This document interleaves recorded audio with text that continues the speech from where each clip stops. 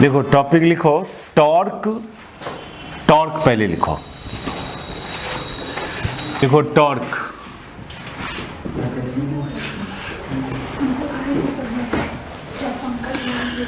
लिखिए torque is defined for a force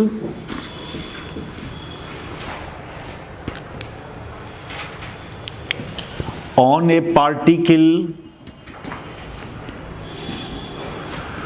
or body comma about a point or line। Torque किसी force का होता है, किसी बॉडी और पार्टिकल पर होता है, किसी पॉइंट या लाइन के अबाउट होता है। ये तीनों बात बोलना पड़ता है। Torque of a force on this body about this point, ये तीनों बात रीड करना होगा। खाली ऐसे रफली बोल देना बताओ इस फोर्स का टॉर्क कितना, ये सब गलत स्टेटमेंट।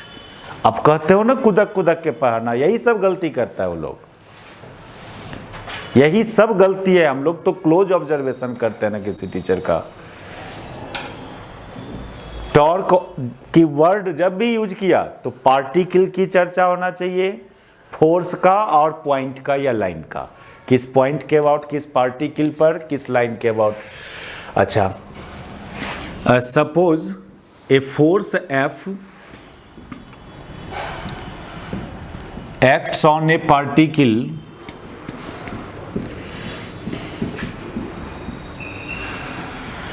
देन एक मिनट, the instantaneous position vector of particle, instantaneous position vector of particle is vector are.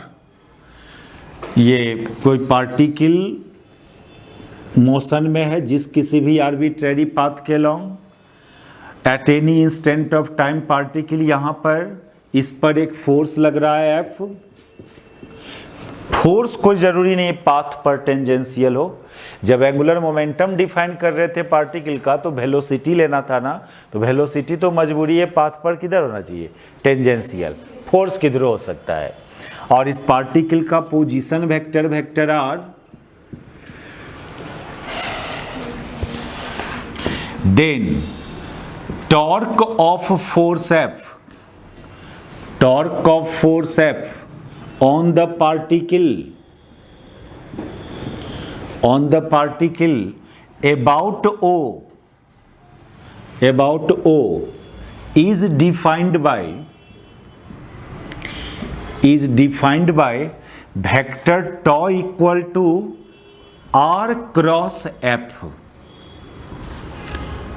Vector tau equal to r cross F, cross product of position vector with force vector. Mathematically यही definition है torque का। ठीक है, कोई force किसी particle पर act किया, किसी समय उस पार्टिकल का पोजीशन वेक्टर आर, तो उस फोर्स का उस पार्टिकल पर इस पॉइंट के अबाउट इतना टॉर्क। जब भी किसी वेक्टर का क्रॉस प्रोडक्ट पोजीशन वेक्टर से हुआ हो तो एक और नाम दिया जाता है इसका, मोमेंट ऑफ दैट वेक्टर। तो इसको मोमेंट ऑफ फोर्स भी बोल सकते हो। वहां पर आर क्रॉस पी था, मोमेंटम था ना, तो उसको मोमेंट ऑफ मोमेंटम बोल सकते थे वहां पर। It is also called moment of force, it is also called moment of force. एकदम सिमिलर है एंगुलर मैथमेटिकली, तो सिमिलर है ये एंगुलर मोमेंटम के ही जैसा एक्सप्रेशन है। वहां आर क्रॉस पी था, पी लीनियर मोमेंटम, यहां आर क्रॉस एफ। तो इसका भी मैग्नीट्यूड की बात करते हो आप तो F R sine theta, theta जहां पर position vector and force vector के बीच का एंगल, और फिर यहां भी इस मैग्नीट्यूड को ये जो आर साइन थीटा है ना, ये बराबर आएगा किसका, ये बराबर आएगा फोर्स पर का परपेंडिकुलर डिस्टेंस का। ये फोर्स का बैकवर्ड एक्सटेंशन करो, इस फोर्स का बैकवर्ड एक्सटेंशन तो यहां से एक परपेंडिकुलर ड्रॉ करेंगे, ये परपेंडिकुलर डिस्टेंस d ये आएगा r sin थीटा के बराबर FD। इस रूप में थोड़ा कम ही यूज होता है मैग्नीट्यूड, इस फॉर्म में ज्यादा यूज करते हैं मैग्नीट्यूड का फॉर्मूला। देखो ना, ये थीटा हुआ तो ये भी थीटा हुआ ना, और ये r है, ये लेंथ r है, ये राइट एंगल ट्रायंगल है, तो साइन थीटा बराबर p/h, तो p बराबर h sine theta, r sine theta, r sine theta को d लिख दोगे। तो d क्या है? परपेंडिकुलर डिस्टेंस है, कहां से कहां तक का? फिर गलत बात, जिस पॉइंट के अबाउट टॉर्क निकाल रहे हैं उस पॉइंट से फोर्स का बैकवर्ड और फॉरवर्ड एक्सटेंशन पर का परपेंडिकुलर डिस्टेंस। जरूरी है ऑलवेज इसी के अबाउट उस पार्टिकल का टॉर्क निकालेंगे, कोई अदर पॉइंट के भी अबाउट टॉर्क निकाला जा सकता है, ठीक है। कोई अदर पॉइंट के अबाउट भी इसी पार्टिकल का, इसी फोर्स का टॉर्क निकाला जा सकता है।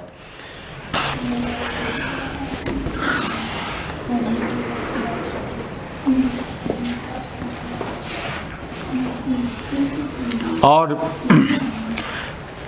ऐसे देखिए, थीटा जब 0 डिग्री और 180 डिग्री होगा तो टॉर्क 0 होगा ना। थीटा 0 डिग्री और 180 डिग्री पर टॉर्क 0, तो टॉ विल बी 0 जब theta will be 0 degree, that is क्या? पोजीशन वेक्टर पैरेलल टू क्या? फोर्स ना। और थीटा बराबर पाई पर भी torque 0, that is position vector anti parallel to force. इसको ज्योमेट्रिकली यदि, ठीक है ना, साइन 0 भी 0, साइन पाई भी 0, तो टॉर्क 0। तो लेकिन आपको ये फिगर से ऐसा दिखेगा ये बात, 0 degree force vector position vector की तरफ है, तब टॉर्क 0। मान लो ये पोजीशन वेक्टर था पार्टिकल का और फोर्स भी उसी की डायरेक्शन में लगा, तब टॉर्क 0। या दूसरा केस, जब पोजीशन वेक्टर ये पार्टिकल का और फोर्स वेक्टर इसके अपोजिट ना। लेकिन इसको ना हम लोग एक लैंग्वेज में बात करें, जनरल बात, तो ऐसे बोलेंगे कि फोर्स का बैकवर्ड एक्सटेंशन ओ से पास किया यहां पर, और यहां पर इस फोर्स का फॉरवर्ड एक्सटेंशन ओ से पास किया। तो किसी फोर्स का बैकवर्ड और फॉरवर्ड एक्सटेंशन जिस जिस पॉइंट से पास करेगा, खाली ओ से ही नहीं, आगे और भी पॉइंट्स है ना इस लाइन पर, मान लो O dash, O double dash, इस सब के अबाउट भी इस फोर्स का टॉर्क 0 होगा, खाली ओ के अबाउट ही नहीं। उस फोर्स का बैकवर्ड और फॉरवर्ड एक्सटेंशन से जो लाइन बनेगा, उस लाइन पर जितने भी पॉइंट्स होगा उसके अबाउट उस फोर्स का टॉर्क 0 होगा। तो लैंग्वेज में ऐसे बात करें हम लोग, that is torque of a force, torque of a force will be 0 about all such point, about all such point which lies on forward or backward extension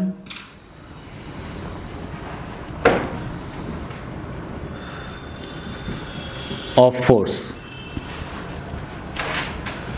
उस सब पॉइंट के अबाउट फोर्स 0, टॉर्क 0 होगा उस force का जो points उसका forward backward extension पर लाई करेगा। और जो पॉइंट उस लाइन पर लाई नहीं कर रहा है, उस पॉइंट के अबाउट टॉर्क 0 नहीं होगा, ठीक है। तो कोई फोर्स लगा पार्टिकल पर, वो फोर्स उसमें टॉर्क प्रोड्यूस करेगा कि नहीं करेगा, ये डिपेंड करता है उस बात पर भी कि किस पॉइंट के अबाउट आप टॉर्क निकाल रहे हो, नहीं।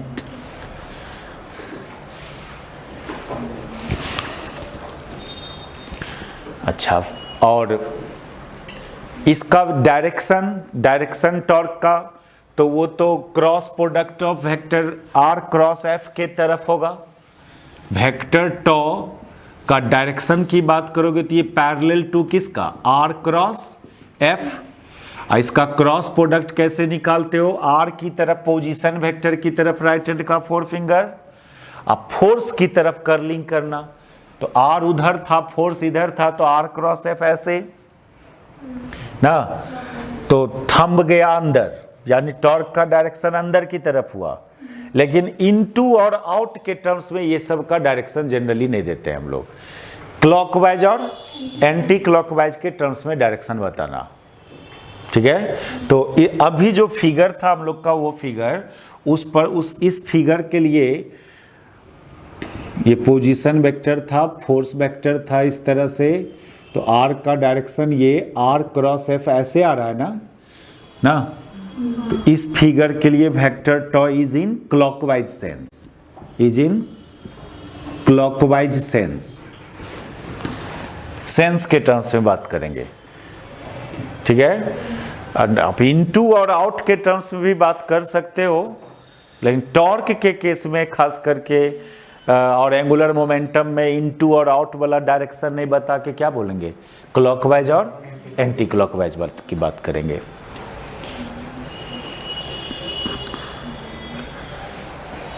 Cross product of two vector का डायरेक्शन, फर्स्ट वेक्टर की तरफ राइट हैंड का फोर फिंगर और सेकेंड वेक्टर की तरफ फोर फिंगर का कर्लिंग करेंगे। तो कर्लिंग ऐसे हो पा रहा है ना, राइट हैंड का फोर फिंगर कर्लिंग ऐसे। और फिर एक बात और कि यदि दोनों वेक्टर यूनिट वेक्टर के टर्म्स में गिवन है, position vector and force vector दोनों यूनिट वेक्टर के टर्म्स में गिवन है, तो फिर डिटर्मिनेंट मेथड से क्रॉस प्रोडक्ट फाइंड करना नहीं। यदि पोजीशन वेक्टर इस टाइप से गिवन हो एंड फोर्स वेक्टर भी इस टाइप से गिवन है, एफ एक्स आई प्लस एफ वाई जे प्लस एफ जेड के, तो फिर टॉर्क का जो वो क्रॉस प्रोडक्ट का जो प्रॉपर्टी है डिटर्मिनेंट मेथड आई जे के, इसके नीचे दोनों का x component, y component and z component, इसको सॉल्व करोगे तो फिर यहाँ पर i cap y F Z minus Z F Y ना, minus j cap x F Z minus Z F X and plus k cap x F Y minus y F X. ये तो torque भी unit vector के terms में आया ना, torque भी unit vector के टर्म्स में। इसको हम लोग वेक्टर में क्या जानते हैं, ये टॉर्क वेक्टर है तो इसके x कंपोनेंट को कैसे लिखना चाहिए, टॉ x, वेक्टर f के x कंपोनेंट को fx, तो tau x i plus tau y j plus tau z k। अब इस दोनों को कंपेयर करो, तो इस दोनों को कंपेयर करोगे तो टॉ x की जगह इतना ना, i का कोएफिशिएंट, दोनों के i का कोएफिशिएंट को कंपेयर कीजिए ना, तो टॉ x बराबर इतना, ये फिगर हो गया था ना। तो टॉ x जो है कितना, y F Z minus Z F y, इसको रीड क्या करोगे, x कंपोनेंट ऑफ टॉर्क ना। लेकिन नहीं, यूजुअली ऐसे नहीं बोलना, इसको बोलना टॉर्क अबाउट एक्स एक्सिस। क्या रीड करोगे इसको, torque about x axis. Similarly tau Y को torque about Y axis. Tau Y कितना है, टॉ वाई है Z F X minus X F Z, नहीं टॉ वाई यानी जे का कोएफिशिएंट, पॉजिटिव जे का कोएफिशिएंट y कंपोनेंट होता है, ना कि निगेटिव जे का कोएफिशिएंट। इसको पॉजिटिव बनाओगे तो माइनस को अंदर डालना होगा ना, तो पॉजिटिव जे का कोएफिशिएंट ना y कंपोनेंट। इसको रीड करोगे टॉर्क अबाउट y एक्सिस। देखो क्या हुआ, वैसा ही एंगुलर मोमेंटम के ही जैसा एक बात यहां पर, कि जब तक आप वेक्टर फॉर्म में लिख रहे हैं टॉर्क को, तब तक वो अबाउट ओ कहला रहा था, अबाउट ओ, यानी that is about A point. क्या ओ क्या है, पॉइंट है ना। और जब कंपोनेंट फॉर्म में लिया हम लोग तो about x axis that is about A line, नहीं? तो ये कब लाइन के अबाउट डिफाइन होगा, कब पॉइंट के अबाउट डिफाइन होगा? तो वेक्टर फॉर्म में आंसर दे रहे हैं तो about A point, component form में तो अबाउट ए लाइन। ठीक है। 17 नंबर में वही प्रोजेक्टाइल मोशन का सिचुएशन है और आपको फाइंड करना है, find torque of weight of the particle about the point of projection. देखो तीनों बात बोला कि नहीं, किस फोर्स का टॉर्क किस बॉडी पर और किस पॉइंट के अबाउट, तीनों बात कर रहा है यहाँ पर। तो एक पार्टिकल को प्रोजेक्ट किया, एक ऑब्जेक्ट को प्रोजेक्ट किया यू स्पीड से थीटा एंगल पर, तो आपको टॉर्क ऑफ वेट निकालना है पार्टिकल का जब वो हाईएस्ट पॉइंट पर पार्टिकल पहुंचा हो। तो वेट, उसका वेट का टॉर्क क्या होगा? वेट यानी mg। इस फोर्स का टॉर्क पूछ रहा है आपसे किसके about? About point of projection ना। देखिए एक हम लोग अपना एगो एक्स्ट्रा बात करते तो बोलते as a function of time, torque of party. इसमें बहुत बात पूछा जा सकता है, find torque of gravitational force as a function of time, या torque of gravitational force about x axis, about Y axis, about Z axis, magnitude of torque when object will be at highest point, ये सब बात। तो यदि time के respect में find करना है, सर 17 नंबर है, find torque of gravitational force first में हाँ, as a function of time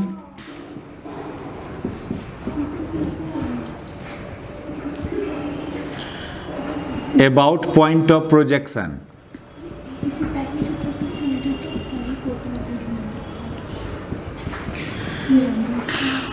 second में torque about x axis and Z axis. Force का नाम नहीं लिया तो आप समझो ग्रेविटेशनल फोर्स का ही निकाल रहे हैं। थर्ड में मैग्नीट्यूड ऑफ टॉर्क,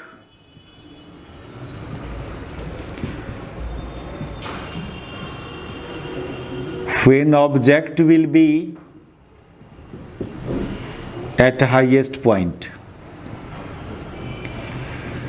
देखो टाइम के फंक्शन में फाइंड करना है तो मान लो at any instant of time आपका ऑब्जेक्ट यहाँ पर है किसी समय एट टाइम t, तो इसका पोजीशन वेक्टर ये हो जाएगा, पोजीशन वेक्टर ये, फोर्स वेक्टर तो ऑलवेज वर्टिकली डाउनवर्ड। तो इसका इसमें मान ली ये मोशन तो प्लेनार मोशन होता है ना, प्लेन में मोशन होता है ना, वर्टिकल प्लेन में।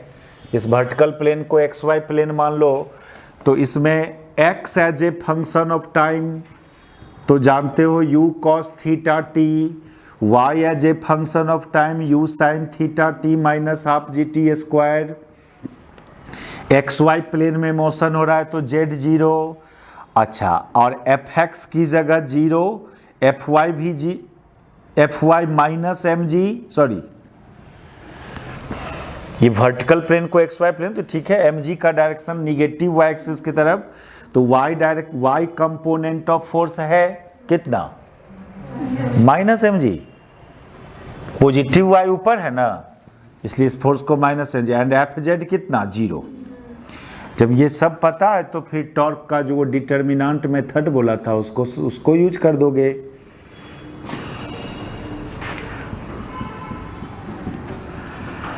x की जगह u cos theta t, y की जगह और fx 0, y की जगह u sin theta t minus half g t square, और fy माइनस mg, और ये दोनों तो क्या, ये दोनों 0 0।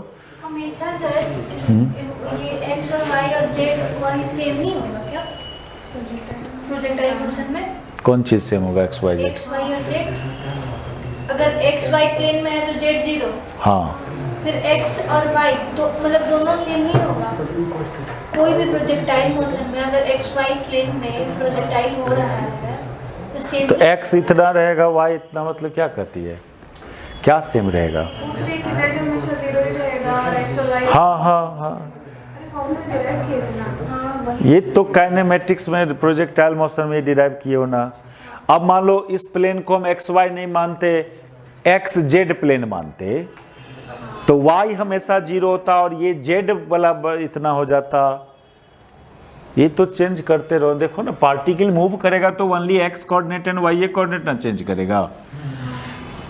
फिर इसको सॉल्व करोगे तो आई वाला 0 आएगा, जे वाला भी 0 आएगा, आपको खाली के वाला बचेगा, के वाला ओनली बचेगा और वो बचेगा आपको इतना इंटू इतना माइनस इतना इंटू इतना बचेगा, ये minus M G you cos theta t, और ये तो 0, ये आया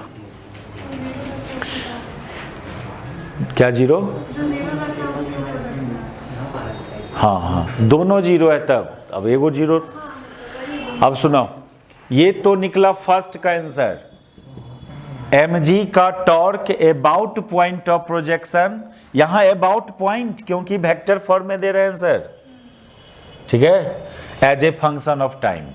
अब इसी में टॉर्क अबाउट एक्स एक्सिस तो कितना 0, आई वाला नहीं ना आया, तो about x axis 0, about Y axis भी 0, तो torque about x axis 0, torque about Y axis 0 and torque about Z axis कितना minus M G you cos theta T. नहीं अच्छा, अब हमको ये मैग्नीट्यूड फाइंड करना है टॉर्क का जब हाईएस्ट पॉइंट पर था, तो हाईएस्ट पॉइंट पर के लिए टाइम का वैल्यू डाल देंगे ना, जहां भी का भी निकालना है जिस जगह का, वहां तक जाने वाला टाइम डालते चलो। तो हाईएस्ट पॉइंट के लिए टी का वैल्यू, मैग्नीट्यूड बोल रहे हैं वनली, तो मैग्नीट्यूड में ये निगेटिव साइन उन हट जाएगा,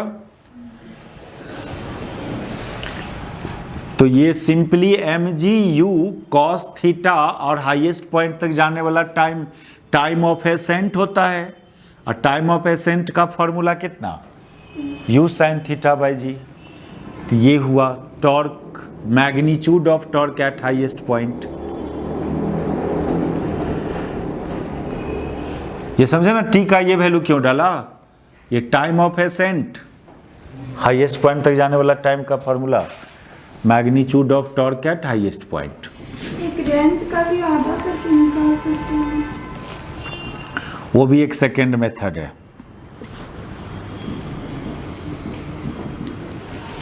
मैग्नीट्यूड निकालना था ना यहाँ टॉर्क का, एक उपाय ये भी है, एफ डी बोले थे ना, एफ इंटू परपेंडिकुलर डिस्टेंस, तो ये फोर्स और ये परपेंडिकुलर डिस्टेंस ना, नहीं एफ डी, ये डी की तरह बिहेव करे, और डी का वैल्यू रेंज का आधा r/2, तो एक सेकेंड मेथड ये भी था,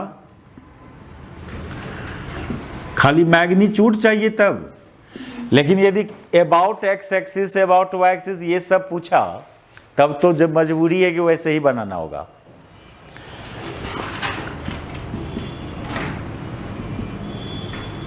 और डी की जगह r/2, r का वैल्यू जानते हो mg, r का value u square sine square theta ना बाई जी होता है, इसका 2,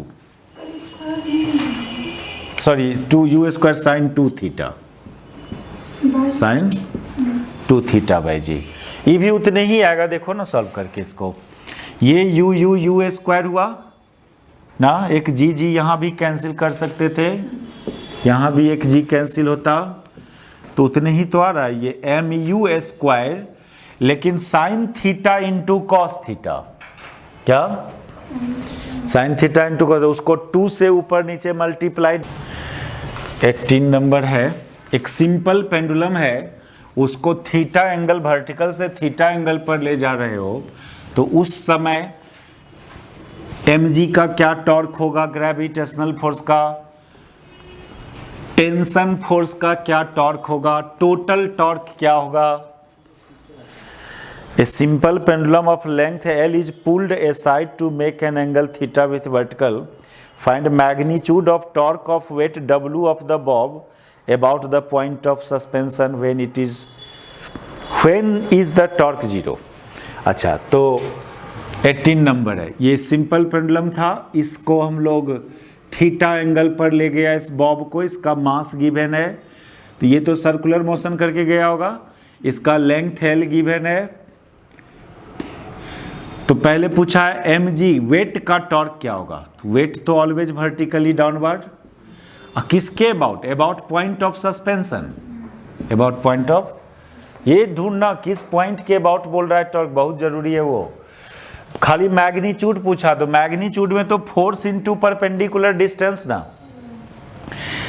कहां से परपेंडिकुलर लोगे, जिस पॉइंट के अबाउट निकालना है वहां से परपेंडिकुलर, तो वहां से फोर्स तक का परपेंडिकुलर, तो इधर कहीं परपेंडिकुलर ड्रॉ कर पाओगे आप इस पर, इसका बैकवर्ड एक्सटेंशन करना होगा, ये परपेंडिकुलर डिस्टेंस हुआ d, और यदि ये l है ये थीटा है तो ये 90 माइनस थीटा, तो d बराबर क्या हो जाएगा, L साइन थीटा हो जाएगा ये लेंथ। तो torque of weight, torque of mg इस कितना mg इंटू d की जगह कितना। अच्छा देखो सुनो, जब कहीं पर एक से ज़्यादा फोर्सेज हो तो आप किस फोर्स का टॉर्क निकाल रहे हो उसको ब्रैकेट में मेंशन करना उस फोर्स को, क्योंकि यहाँ पर एक और फोर्स है टेंशन फोर्स, धागा का टेंशन फोर्स, इसका यदि पूछा तो नहीं है लेकिन यदि निकालेंगे टेंशन फोर्स का टॉर्क इसके अबाउट निकालोगे तो कितना आएगा, 0। फोर्स ऑफ टेंशन फोर्स कितना, क्यों, क्योंकि ये फोर्स का फॉरवर्ड एक्सटेंशन इससे पास किया, अभी बोला था ना फॉरवर्ड या बैकवर्ड एक्सटेंशन पॉइंट से पास करेगा तो उसका टॉर्क 0। टोटल टॉर्क भी इतने ही के बराबर हुआ, टोटल टॉर्क भी उतने ही हुआ mgl साइन थीटा, ये सब हुआ। टॉर्क फिजिकल क्वांटिटी क्या है, ये एक ऐसा फिजिकल क्वांटिटी है जो बॉडी में रोटेशनल मोशन क्रिएट करता है ना, that physical cause due to which body can rotate. इसको हम लोग 19 नंबर देखें पहले।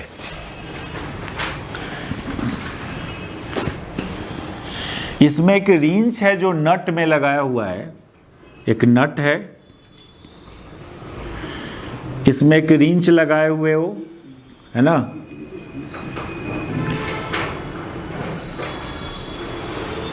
एक रिंच लगा हुआ है इसमें, और ये उसका हैंडल है रिंच का, ये नट है, इसको लूज करना है, इस नट को लूज करना है। इस पर when a force 6 Newton is exerted at 30 degree to the wrench a distance of इतना centimetre from the nut, it is just able to lose। ये नट को लूज करने के लिए क्या किया गया है कि एक एक्सपेरिमेंट क्या किया गया कि यहाँ से 8 सेंटीमीटर पर एक फोर्स लगाया था हम लोग, 8 सेंटीमीटर पर एक फोर्स अप्लाई किया था 30 डिग्री पर, इस रॉड से 30 डिग्री पर एक फोर्स लगाया था 6 न्यूटन का, तो ये नट लूज हो गया था। ठीक है, ये एक्सपेरिमेंट दिया। तो बताओ यदि इस इंड पर कितना फोर्स लगावे परपेंडिकुलरली तो ये नट लूज होगा। यदि यहां लगाया इतना न्यूटन का 30 डिग्री पर तो नट लूज हो रहा है, तो यहां पर कितना लगावे परपेंडिकुलर डायरेक्शन में कि ये नट लूज हो जाए। तो कंसेप्ट ये है कि नट को लूज करने के लिए जितना रिक्वायर्ड टॉर्क है वो पहले पता करें। कहीं भी फोर्स आप लगाओ उतना टॉर्क वो प्रोवाइड करना होगा उसको, उस फोर्स को नहीं। तो यहां पर लगाया था तो ये फोर्स कितना टॉर्क इसमें क्रिएट किया था, टॉर्क ऑफ 6 न्यूटन, ये हो जाएगा फोर्स गुने परपेंडिकुलर डिस्टेंस ना, रोटेशन इसके अबाउट होना है ना, नट को रोटेट करना है ना, तो यहां से क्या करेंगे, एक परपेंडिकुलर ड्रॉ कर लेंगे। पहले एक परपेंडिकुलर ड्रॉ कर लो और यही परपेंडिकुलर डिस्टेंस फोर्स पर का पता करो। तो ये 8 सेंटीमीटर, ये 30 डिग्री, तो ये डिस्टेंस कितना, ये d, ये 8 साइन 30 ना, ये सॉरी ये तो हाइपोटेन्यूज है ना, ये हाइपोटेन्यूज साइन थीटा बराबर, ठीक है हाँ, ये d का वैल्यू 8 साइन 38, लेकिन सेंटीमीटर में है, ध्यान देना।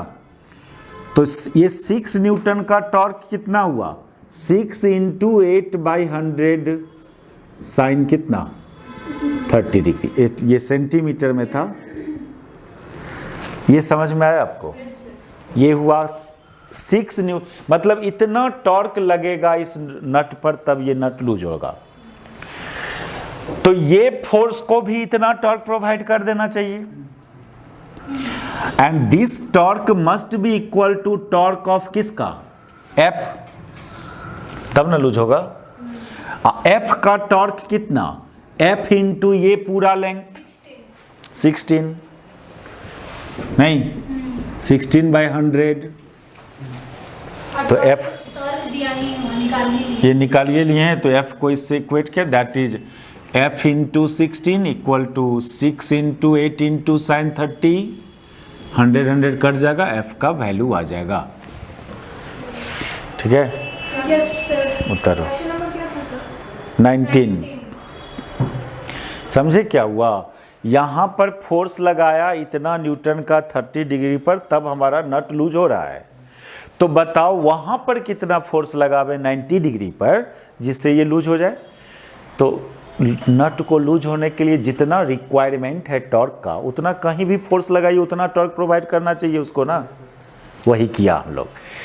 यहां वाला टॉर्क निकाल लिया, उसको उस टॉर्क से इक्वेट कर लिए। 20 नंबर देखो, इसमें फोर्स लग रहा है सर 20 नंबर में। सबका torque resultant torque, calculate the total torque find करना है।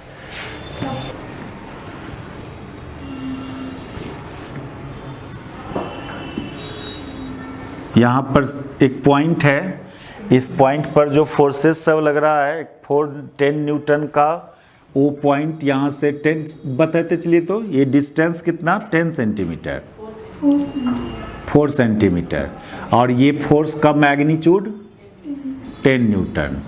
फिर एक फोर्स लगा है, ये इसको यहाँ पर कर दो, तो यहाँ पर फोर्स लगा है ना, ये 20 न्यूटन, एंगल उंगल भी गिवन है यहाँ, 50 डिग्री, ये एंगल 150 डिग्री, और सेंटीमीटर डिस्टेंस, ये डिस्टेंस 4 सेंटीमीटर। फिर एक फोर्स लगा साइड से यहाँ पर ऐसे, 5 न्यूटन, ठीक है, एग्जैक्टली इसी डायरेक्शन में लगा है, 5 न्यूटन। ये एंगल गिवन होगा 30 डिग्री, और 3 सेंटीमीटर, और ये लेंथ 3 सेंटीमीटर। फिर एक ऊपर में एक बस, ठीक है, ये 15 न्यूटन, हॉरिजेंटली ना, और 37 डिग्री, और ये एंगल 37 डिग्री ना। हाँ तो नेट टॉर्क फाइंड करना, ठीक है, 6 सेंटीमीटर, और ये डिस्टेंस। Yes sir. देखो नेट टॉर्क की बात आया ना, तो टॉर्क एक वेक्टर क्वांटिटी है, कोई किसी का टॉर्क क्लॉकवाइज सेंस में होगा, किसी का टॉर्क एंटी क्लॉकवाइज सेंस में होगा। तो कोई एक सेंस को आप पॉजिटिव मान लेना, तो दूसरा सेंस को निगेटिव, है ना। ये प्लस माइनस साइन से रिप्रेजेंट कर, लेट में ये आप क्लॉकवाइज सेंस को मान लो पॉजिटिव, क्लॉकवाइज सेंस को प्लस में लिखना, एंटी क्लॉकवाइज सेंस को माइनस में, जो टॉर्क एंटी क्लॉकवाइज सेंस में होगा उसको माइनस में। तो चलिए अब 10 न्यूटन वाला का टॉर्क निकाल, 10 न्यूटन वाले का टॉर्क की बात करें, नीचे बगल में 10 न्यूटन लिख दोगे। ये तो डायरेक्ट F इंटू डी है, परपेंड ना, फोर्स इंटू परपेंडिकुलर डिस्टेंस है ही ये ऑलरेडी, सेंटीमीटर में था, मीटर में चेंज करना।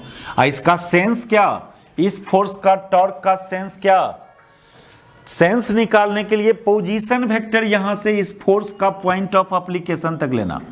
फोर्स जिस पॉइंट पर एक्ट किया उस पॉइंट का पोजीशन वेक्टर यहां से इधर आएगा ना, इधर आएगा ना पोजीशन वेक्टर, तो आर क्रॉस एफ ऐसे आएगा, यानी क्लॉक इधर ना आएगा आर।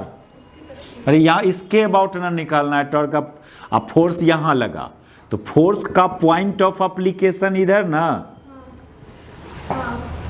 पोजीशन वेक्टर किसका, फोर्स का, नहीं फोर्स के पॉइंट ऑफ एप्लीकेशन का ना, कि फोर्स का पॉइंट ऑफ एप्लीकेशन। जब पार्टिकल हो तब फोर्सों का बोल सकते हो, फोर्स का पोजीशन वेक्टर। लेकिन जब बॉडी हो तो फिर क्या बोलना होगा, फोर्स के पॉइंट ऑफ एप्लीकेशन का पोजीशन वेक्टर।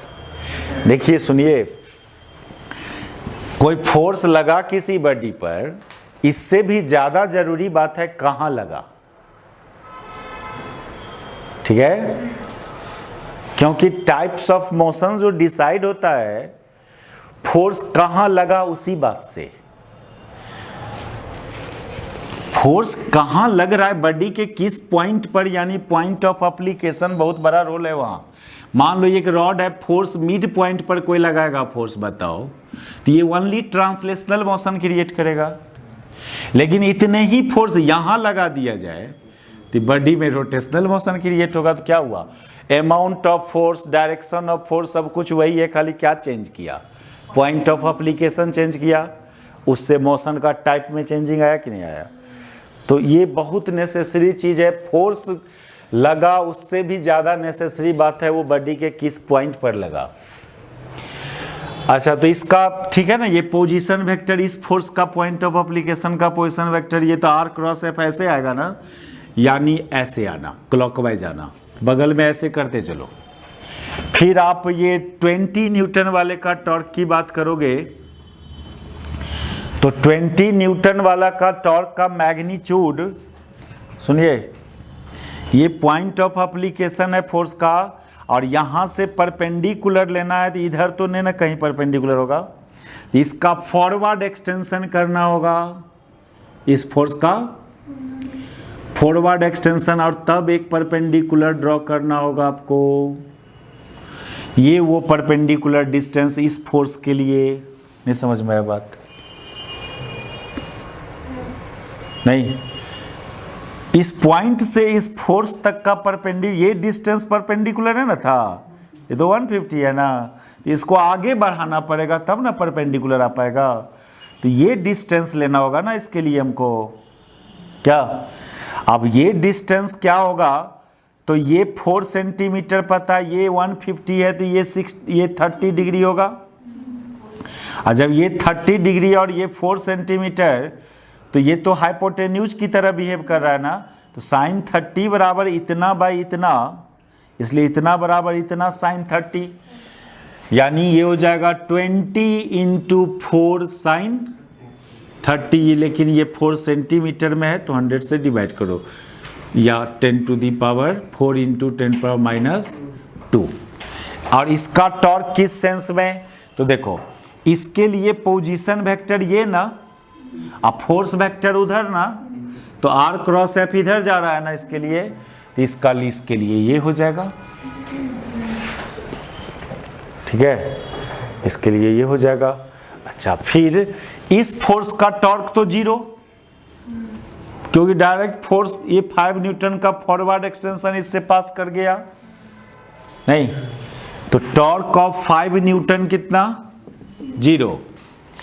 इस फोर्स का टॉर्क, तो इस फोर्स का परपेंडिकुलर डिस्टेंस ये होगा ना, इस फोर्स के लिए परपेंडिकुलर डिस्टेंस ये डिस्टेंस कितना, ये 6, ये 37, तो ये 6 साइन 37, नहीं, तो टॉर्क ऑफ 15 न्यूटन जो आएगा, ये 6 इंटू 10 टू दी पावर, पहले तो फोर्स का वैल्यू लिखो, फिर 6 into 10 power minus 2 sine 37। Direction इसका क्या, इसके लिए पोजीशन वेक्टर ये, अब फोर्स वेक्टर ये, ना, तो आर क्रॉस एफ ऐसे, यानी एंटी क्लॉकवाइज, ठीक है। तो ये तो हो गया चारों। तो अब आप चलो रिजल्टेंट टॉर्क निकालने के लिए। तो रिजल्टेंट टॉर्क में इस सेंस को पॉजिटिव माने हो तो इसको प्लस में लिखोगे, ये दोनों को माइनस में लिखना होगा, नहीं, इस सेंस को पॉजिटिव माना गया ना, तो +10 × 4 × 10⁻², -20 × 4 × 10⁻² sin 30, फिर -15 × 6 × 10⁻² sin 37, एगो तो जीरोए है। इसको सॉल्व करना। अब ये वैल्यू माइनस में आया तो समझेंगे रिजल्टेंट टॉर्क इस सेंस में था, ये वैल्यू यदि प्लस में आया तो समझेंगे रिजल्टेंट टॉर्क इस सेंस में था। यानी बॉडी यदि रोटेट कर सकता है ओके अबाउट यदि बॉडी रोटेट कर सकता है, और यदि ये माइनस में आया होगा दैट इज बॉडी किधर रोटेट करेगा, इस सेंस में रोटेट करेगा, ठीक है। 21 नंबर देखो,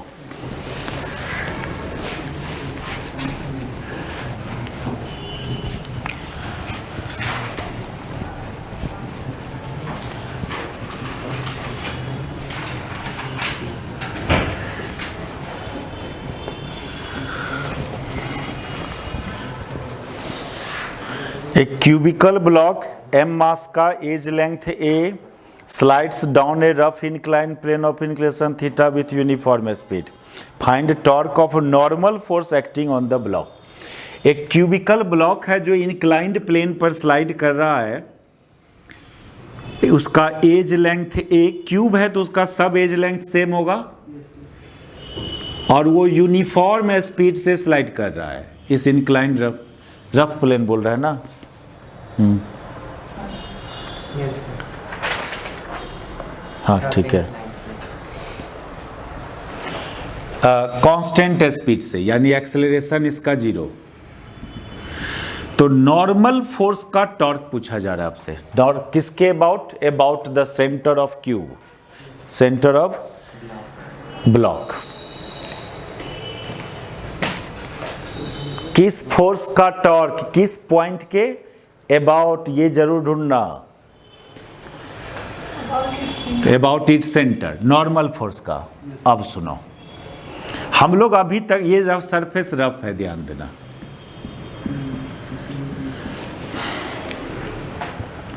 यदि सरफेस स्मूथ होता तो ये फिर यूनिफॉर्म वेलोसिटी से नहीं आता, एक्सेलरेटेड होता, क्योंकि mg का एक कंपोनेंट इधर लगता फोर्स, वो फोर्स उसको एक्सेलरेट करवाता। यदि यूनिफॉर्म एक स्पीड से आ रहा है दैट इज एक फ्रिक्शन फोर्स भी लग रहा है, तो उस केस में ना हम लोग का आदत क्या था, नॉर्मल फोर्स को ऑलवेज सेंटर ऑफ मास से ले जाने का आदत था ना। कोई जरूरी नहीं है कि normal force, mg always centre of mass पर ही एक्ट करता है। mg का पॉइंट ऑफ एप्लीकेशन ऑलवेज कहां पर, हाँ, इसमें कहीं कोई शक नहीं होना चाहिए। लेकिन फ्रिक्शन फोर्स एराइज करता है कहां से, कांटेक्ट सरफेस से ना। तो अब कांटेक्ट सरफेस से एराइज करेगा तो अब यहां से यहां तक सब जगह कांटेक्ट है, इसमें कहां से एराइज करवावे, यहां से करावे कि यहां से।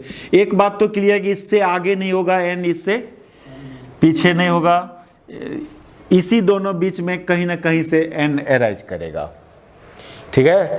तो अभी तक आदत रहता था कि सेंटर से पास करावे नॉर्मल फोर्स को, तब तो नॉर्मल का टॉर्क 0 ना, आंसर तो 0 नहीं है, यानी नॉर्मल फोर्स डिस्प्लेस्ड हो रहा है वहां पर उस केस में, समझे। हाँ, नॉर्मल फोर्स जरूरी नहीं है कि सेंटर से, स्मूथ सरफेस पर कन्फर्म है कि वो सेंटर से पास करेगा, रफ सरफेस पर वो सेंटर से पास नहीं करता है, वो डिस्प्लेस होता है। अब किधर डिस्प्लेस होगा, उधर डिस्प्लेस होगा कि इधर,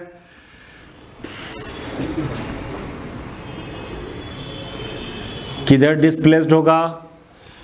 तो देखो ये फ्रिक्शन रफ सरफेस है, ये तो एक फ्रिक्शन फोर्स लगा ही रहा होगा ना, ये फ्रिक्शन फोर्स लग रहा है सरफेस के अलॉन्ग। देखिए mg का टॉर्क O के अबाउट ऑलवेज 0।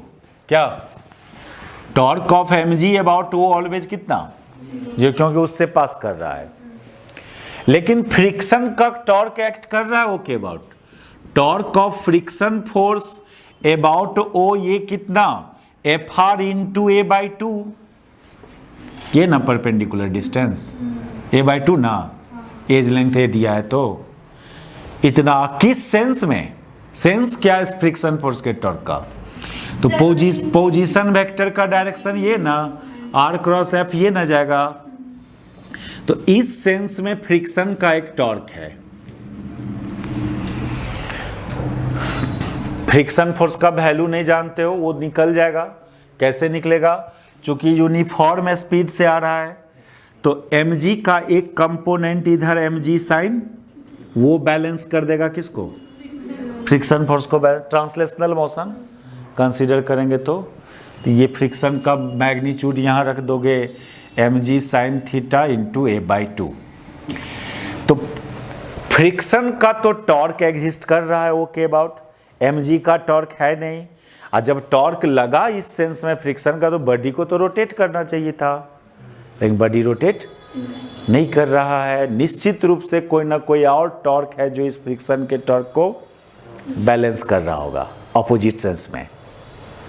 तो अब और कौन हो सकता है, नॉर्मल का टॉर्क ना हो सकता है, mg का टॉर्क तो जीरोवे है। फ्रिक्शन का टॉर्क एक्ट कर रहा है एंटी क्लॉकवाइज सेंस में, फिर भी बॉडी ट्रांसलेट कर रहा है, रोटेट नहीं कर रहा है, यानी फ्रिक्शन के टॉर्क को बैलेंस कर रहा है किसी न किसी फोर्स का टॉर्क। तो अब वो कौन हो सकता है, n ही हो सकता है, यानी n तब निश्चित रूप से सेंटर से डिस्प्लेस पास नहीं कर रहा है, उसका टॉर्क है। तो n का टॉर्क किस सेंस में आना चाहिए, इस सेंस में आना चाहिए ना। इस सेंस में तब आएगा जब n को आप इधर डिस्प्लेस करोगे, तब ना उसके लिए r का डायरेक्शन ये होगा, r का डायरेक्शन ये होगा, ये पॉइंट ऑफ एप्लीकेशन,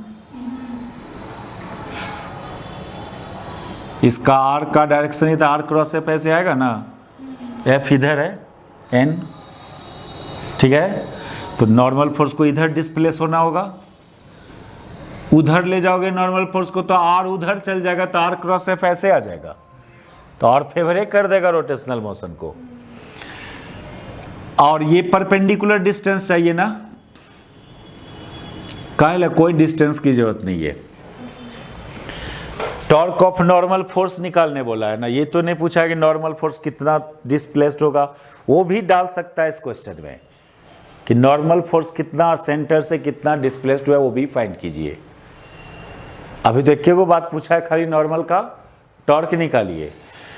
तो फ्रिक्शन फोर्स का टॉर्क है, since body does not rotate,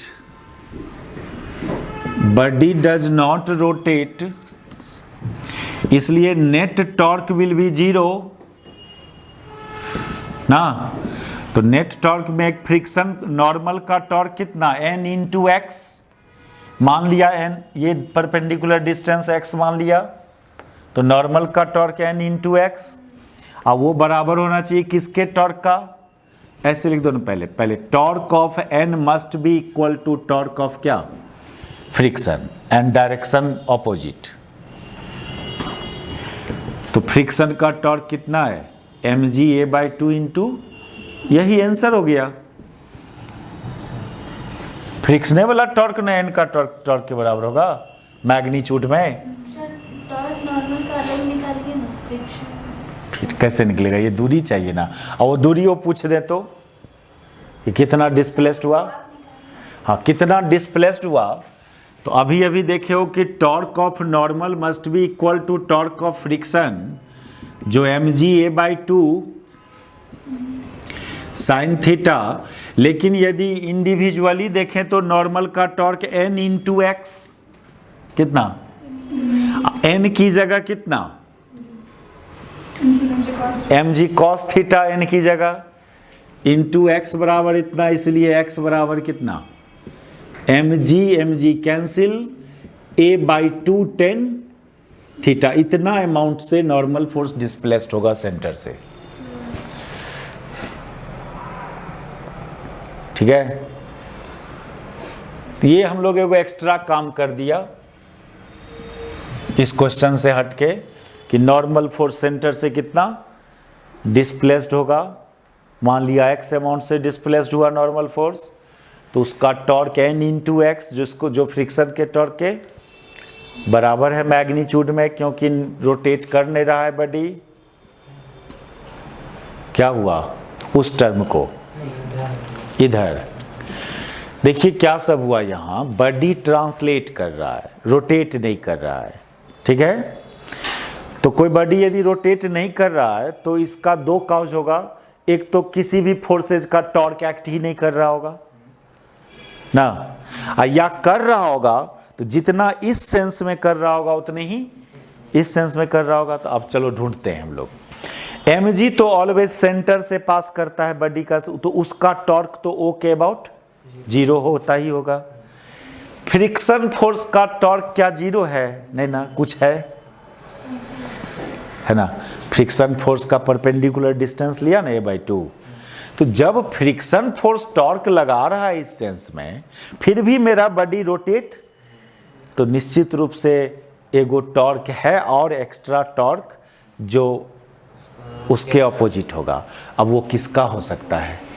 अब अदर कौन फोर्सेज है आपके पास? नॉर्मल है ना, नहीं, यानी नॉर्मल फोर्स सेंटर से पास नहीं कर रहा होगा। यदि नॉर्मलों को सेंटर से पास करवा दोगे तो उसका भी टॉर्क 0 हो जाएगा। फिर फ्रिक्शन का टॉर्क को कौन फोर्स बैलेंस किया? किसका टॉर्क बैलेंस करेगा? नॉर्मल फोर्स का टॉर्क जो लग रहा है उसका डायरेक्शन भी चेंज इस सेंस में होगा। फ्रिक्शन का टॉर्क इस सेंस में है ना, तो नॉर्मल का टॉर्क इस सेंस में होगा, अपोजिट सेंस में होगा, तब ना नेट टॉर्क 0 कर पाएगा।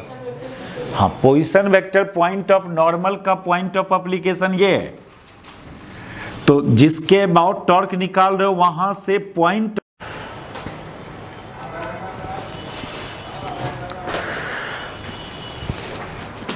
अब लिखिए relation between angular moment, rate of change of angular momentum and torque. Relation between rate of change in angular momentum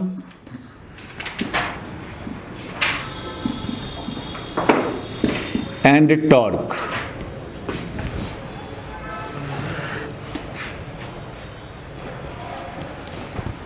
on a particle। Rate of change of angular momentum किसको बोलोगे? dl/dt को ना, ये rate of change of angular momentum.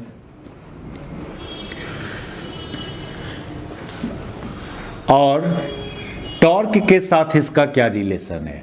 जैसे dp/dt का relation था force के साथ ना, कि dp/dt इक्वल टू फोर्स, नहीं, rate of change of linear momentum equal to force. Similarly यहां पर आता है rate of change of angular momentum equal to torque. इसको आप बोला था न्यूटन सेकेंड लॉ। क्या? हाँ, ये है Newton second law for translational motion, for translational motion.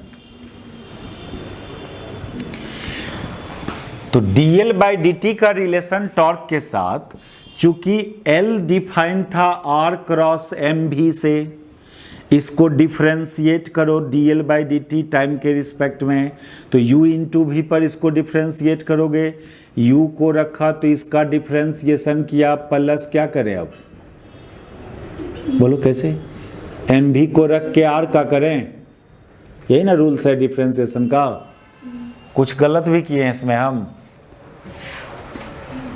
बताओ इसमें कहीं गलती है मेरा? क्या गलती है? काहे नहीं, पार्टिकल मोशन में होगा तो पोजीशन वेक्टर भी टाइम के रिस्पेक्ट में चेंज करेगा ना।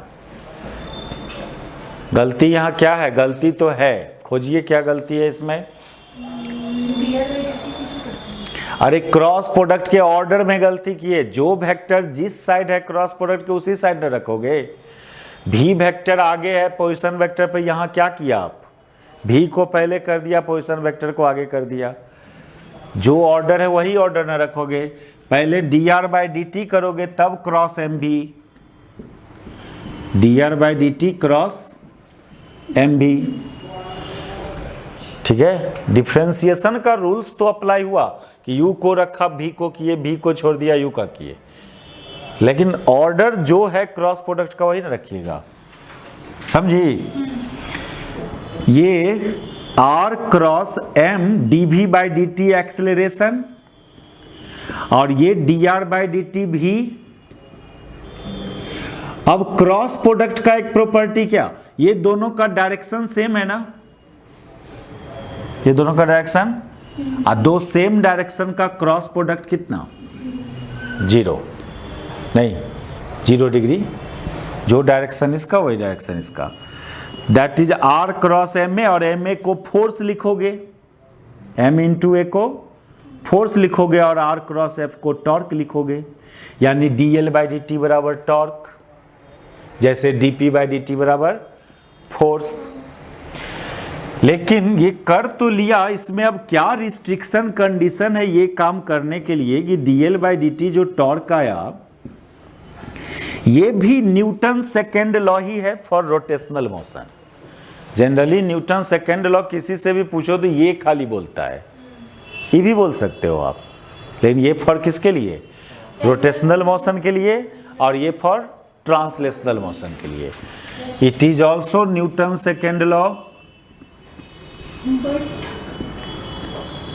For rotational motion. पहले इसको, लेकिन एक बात सुनो, ये न्यूटन सेकेंड लॉ आ रहा है ऐसा करने से, और Newton second law is valid with respect to inertial frame, है ना।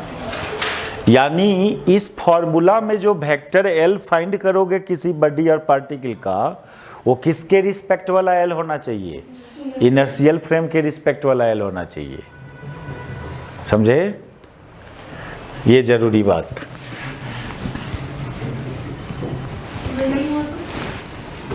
तो फिर न्यूटन सेकेंड लॉ क्या बोला था कि उसका जो लॉ है वो ग्राउंड फ्रेम में वैलिड होता है, यानी ये रिलेशन वैलिड होता है ग्राउंड फ्रेम में। तो here L is calculated with respect to inertial frame, ये रिस्ट्रिक्शन हुआ। Here vector L is calculated with respect to inertial frame, यानी ग्राउंड फ्रेम।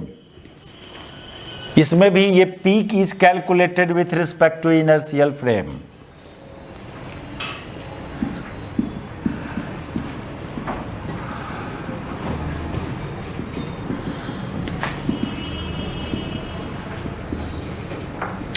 तो ये काम तो हम लोग एक पार्टिकल के लिए किया, एक पार्टिकल का rate of change of angular momentum equal to torque.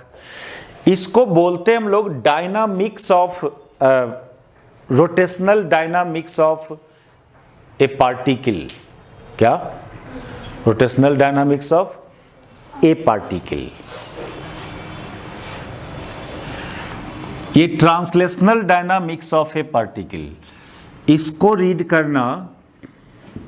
Dynamics मतलब काउज ऑफ दैट मोशन, तो टॉर्क ना काउज होगा रोटेशनल मोशन का, और ये क्वांटिटी टॉर्क के बराबर दे रहा है, दैट इज ये डायनामिक्स दे रहा है आपको। ये rotational dynamics of a particle. अब यही सब काम हम लोग करें ए सिस्टम ऑफ पार्टिकल्स के लिए। ए सिस्टम ऑफ पार्टिकल्स का एंगुलर मोमेंटम डिफाइन करेंगे, ए सिस्टम ऑफ पार्टिकल पर का टॉर्क डिफाइन करेंगे, और ये एक्सप्रेशन फाइंड करेंगे for a system of particles हो उसके लिए। अभी स्टार्टिंग से हम लोग एल डिफाइन किया था, वो एक पार्टिकल का एल डिफाइन किया था ना। टॉर्क भी डिफाइन किया, वो भी एक पार्टिकल पर का फोर्स लगाया था। ये क्वांटिटी भी किया, वो किसके लिए, एक सिंगल पार्टिकल के लिए। अब यही सब काम सिस्टम ऑफ पार्टिकल्स के लिए। तो टॉपिक बनाओगे kinematics and dynamics of A system of particles.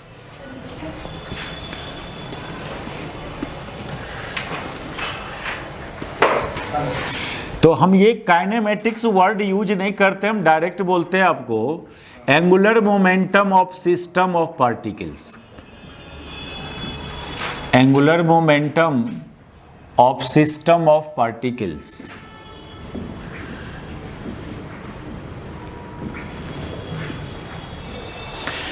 अरे एंगुलर मोमेंटम निकाल रहे हो यानी काइनेमेटिक्स से डिफाइन कर रहे हो ना। काइनेमेटिक्स मतलब क्या? मोशन का वेरिएबल। मोशन में रहेगा तो क्या क्या होगा उसके साथ? उसके साथ एक एंगुलर मोमेंटम होगा, एनर्जी होगा, काइनेटिक एनर्जी। ये सब क्या कहलाता है? ये सब को जनरल वर्ड क्या यूज करते हैं? Kinematics of motion. ठीक है, ऐसे kinematics of rotational motion of system of particle. खाली एक को काइनेमेटिक्स नहीं होता है, उसमें काइनेटिक एनर्जियो आ जाता है। ठीक है, मैट्रिक्स में काइनेटिक एनर्जी आता है and momentum, velocity, displacement, acceleration, ये सब आता है। लेकिन वो सबसे मतलब नहीं है अभी हमको। ओनली कौन काइनेमेटिक्स से मतलब है? एंगुलर मोमेंटम से मतलब है।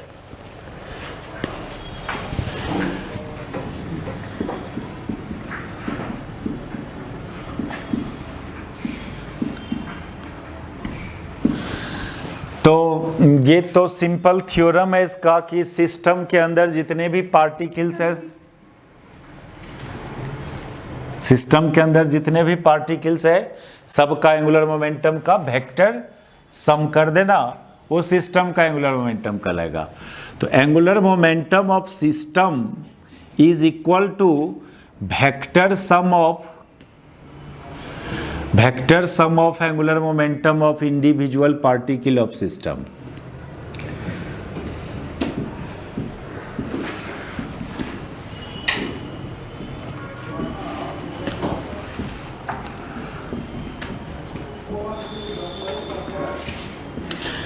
That is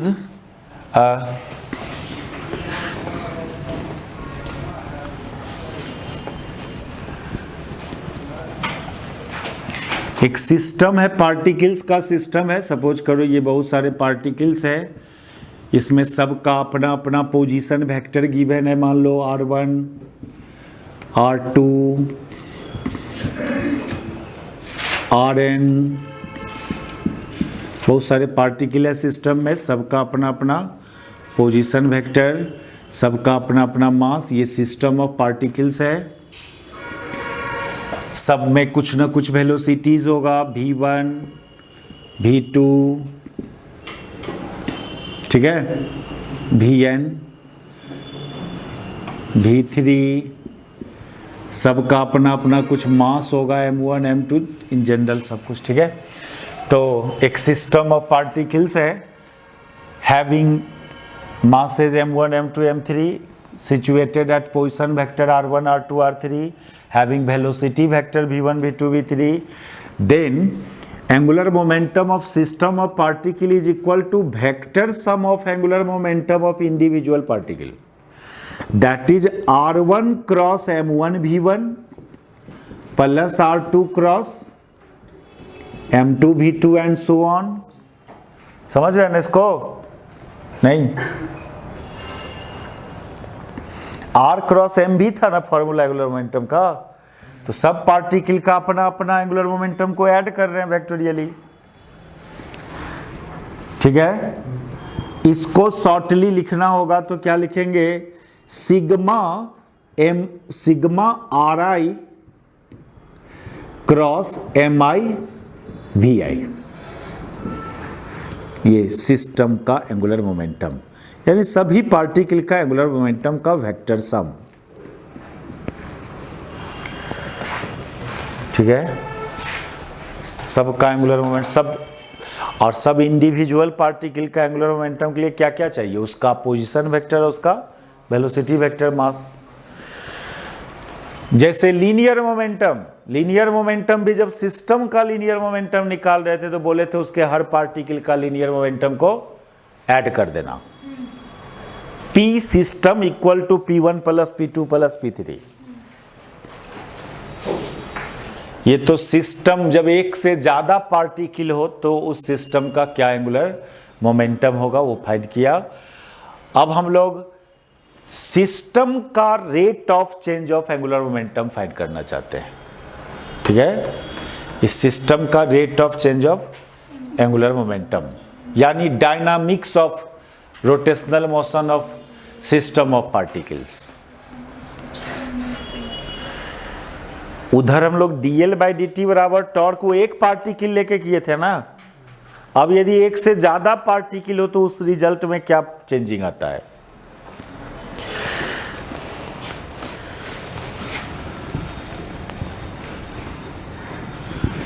देखिए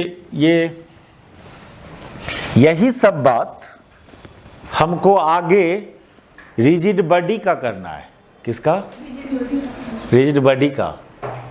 जैसे रॉड होगा, रिंग होगा, उसके लिए ये सब काम करना है। तो वो सब भी क्या है? पार्टिकल का ना सिस्टम है। तो यही सब काम हम लोग को रिजिड बॉडी के लिए करना है। और रिजिड बॉडी इज ऑल्सो क्या? System of particles. तो वहाँ हेल्प करेगा ये सब रिजल्ट आपको। तो अब हम लोग जो करने जा रहे हो, क्या करने जा रहे हैं? Rotational dynamics of system of particles या rate of change of angular momentum बराबर टॉर्क फॉर किसके लिए? सिस्टम ऑफ पार्टिकल्स के लिए।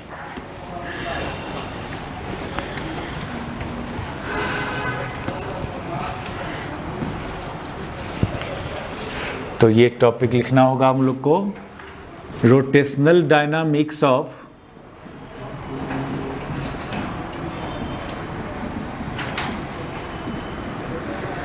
System of particles. हम लोग को रिलेशंस डिराइव करने में इजी होगा यदि दो ही पार्टिकल का सिस्टम मान के चलें। मान लो अपने सिस्टम में दो पार्टिकल है और दोनों का पोजीशन वेक्टर ये r1, इसका r2, और इस दोनों पार्टिकल पर फोर्स लग रहा है। इस पर एक बाहर से फोर्स लग रहा है, मान लो F1, इस पर एक बाहर से फोर्स लग रहा है F2, और ये दोनों अपने आप पर भी फोर्स लगाएगा ना। ये पार्टिकल 1 पार्टिकल 2, तो 2 लगाएगा 1 पर F12 और 1 लगाएगा किस पर? 2 पर। इस फोर्स को डिनोट करें किससे? F21। इसमें F12 and F21 are internal force for the system। System के लिए ये इंटरनल फोर्स हुआ। पूरे सिस्टम की बात करेंगे तो सिस्टम का पार्टिकल ने एक दूसरे पर फोर्स लगाया तो वो इंटरनल फोर्स हुआ। और इस फोर्स का नेचर क्या होता है? Magnitude same and direction opposite ही होता है। ग्रेविटेशनल फोर्स नहीं, ग्रेविटेशनल फोर्स इक्वल अमाउंट का ऑपोजिट डायरेक्शन में लगाता है ना। ये इस पर जितना लगाएगा ये भी उस पर उतना लगाएगा। ये नेचर इस फोर्स का। अच्छा, सिस्टम के लिए ये दोनों फोर्स इंटरनल फोर्स, लेकिन खाली पार्टिकल 1 को बोलो तो ये फोर्स क्या? एक्सटर्नल। कोई आदमी पार्टिकल 1 को ही खाली कंसंट्रेट करेगा तो उसके लिए कोई भी फोर्सेज होगा वो सब क्या होगा? एक्सटर्नल होगा। लेकिन एक बार पूरे सिस्टम को कंसंट्रेट करेंगे तो फिर ये फोर्स क्या बन जाता है? इंटरनल। और ये जो F1 F2 है, ये F1 is the resultant external force on M1 and F2 is the resultant external force on M1 M2 ने 1 and 2 दो on 2। अब इस पार्टिकल 1 पर एक तो 2 भी लगा रहा है अब बाहर से भी लग रहा है ना। अब बाहर से बहुत सारा फोर्सेज लग रहा होगा, सबका सम को क्या मान लिया, F1 मान लिया। इस पर भी वही बात, एक तो ये लगा रहा है इस पर और बाहर से भी लग रहा है। तो हम लोग यहां पर दो ही पार्टिकल का सिस्टम कंसीडर कर रहे हैं। We consider a system of two particles only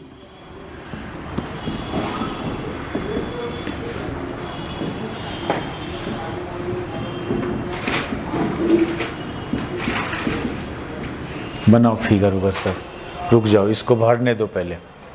अब सुनो, सबसे पहले चलो रोटेशनल डायनामिक्स देखने पार्टिकल 1 का, रोटेशनल डायनामिक्स ऑफ पार्टिकल 1।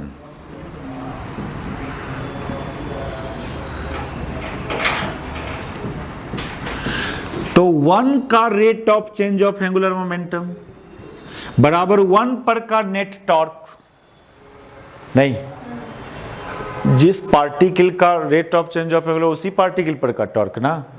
तो पार्टिकल 1 पर दो गो फोर्सेज का टॉर्क है, एगो F12 का और एक F1 का। तो ये हो जाएगा R1 क्रॉस F12 और प्लस R1 क्रॉस कितना F1। ये हुआ रोटेशनल डायनामिक्स ऑफ पार्टिकल 1। 1 का rate of change of angular momentum equal to 1 पर का नेट टॉर्क, लैंग्वेज में बोले तो। फिर पार्टिकल 2 का रोटेशनल डायनामिक्स,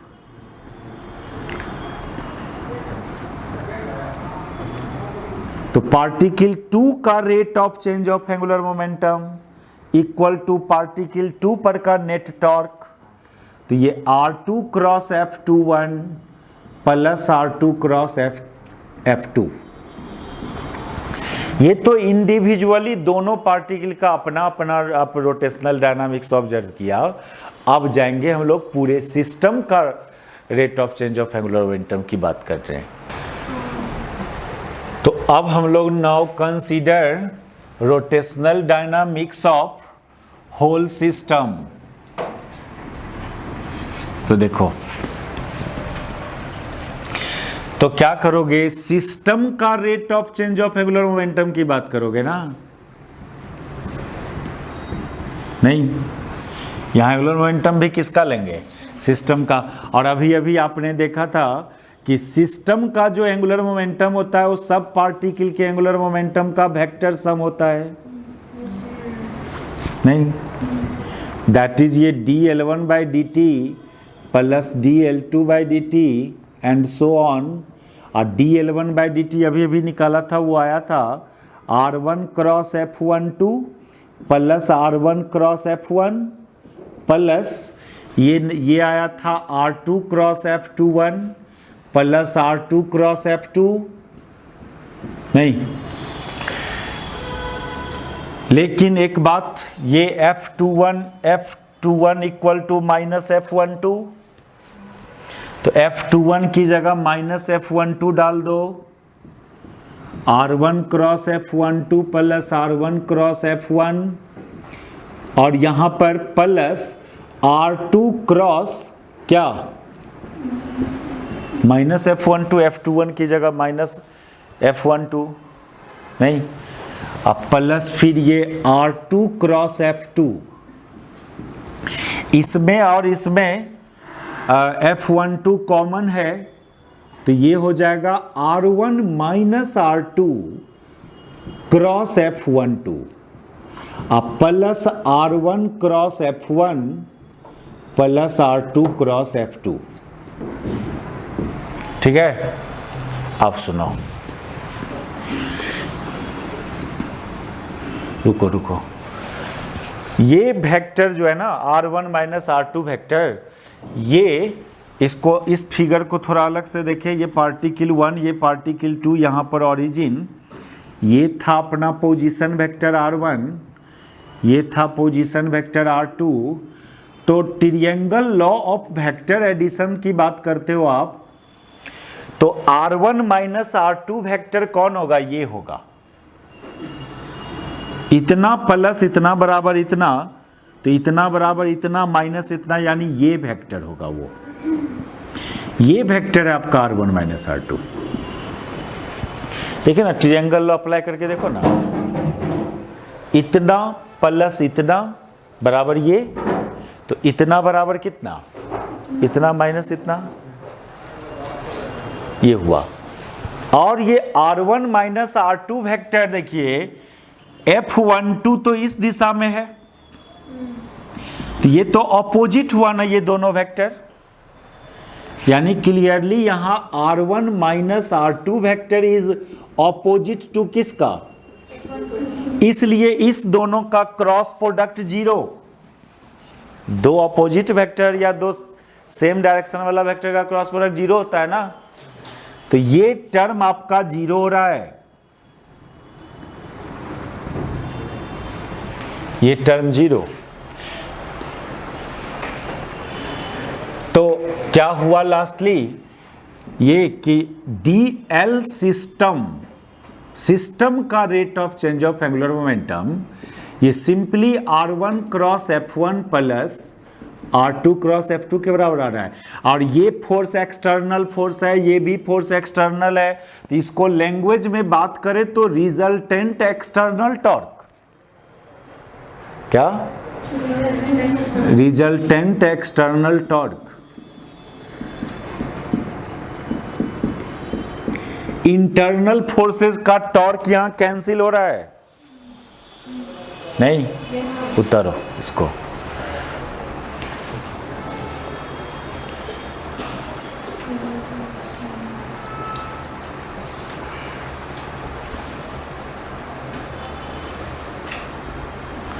एकदम सिमिलर रिजल्ट आ रहा है जब हम लोग collision centre of mass chapter में, हो गया, उतारो उतारो, सेंटर ऑफ मास चैप्टर में dp सिस्टम बाय dt निकालने गया था, वहां भी दो पार्टिकली कंसीडर किए होंगे देखना, और वो रिजल्टेंट एक्सटर्नल फोर्स के बराबर आ रहा था।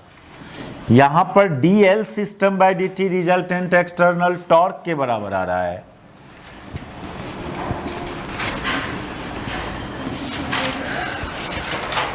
यानी ये हुआ ना, dl system by dt equal to tau resultant external,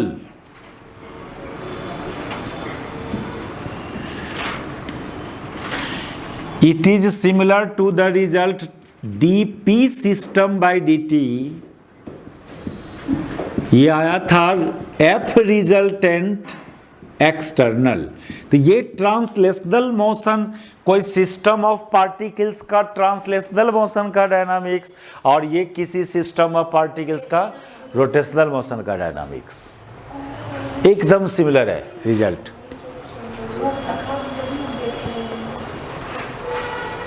और भेजा हुआ है लेक्चर, सब देखना ना सिस्टमेटिकली।